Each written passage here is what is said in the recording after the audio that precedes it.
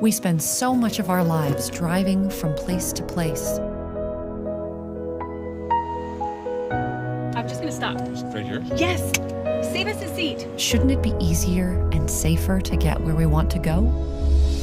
Since 2009, our team at Google has been developing fully self-driving technology and testing it on real city streets every single day.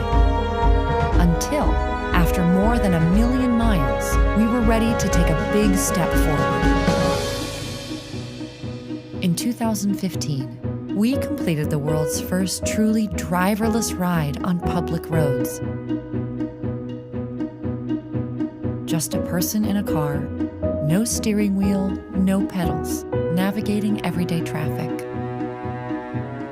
Well, I've never been in Austin, Texas. Now I'm driving in Austin, Texas.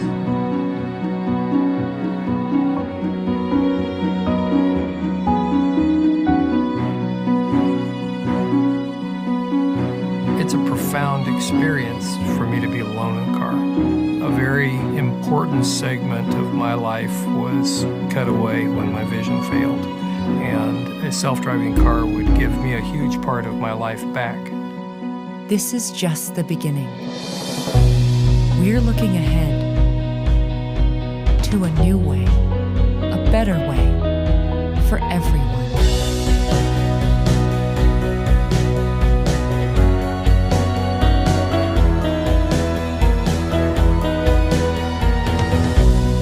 Say hello to Waymo.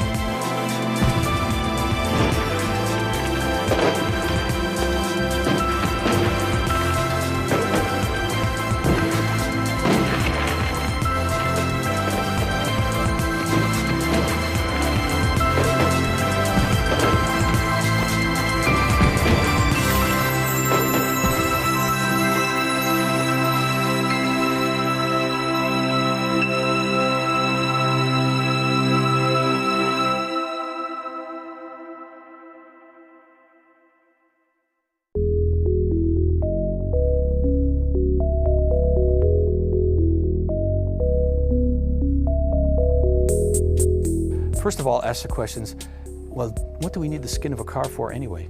What's it there for? Does it have to be made out of metal? Do we have to make it always in the same manner? Or is it there for different purposes than we thought?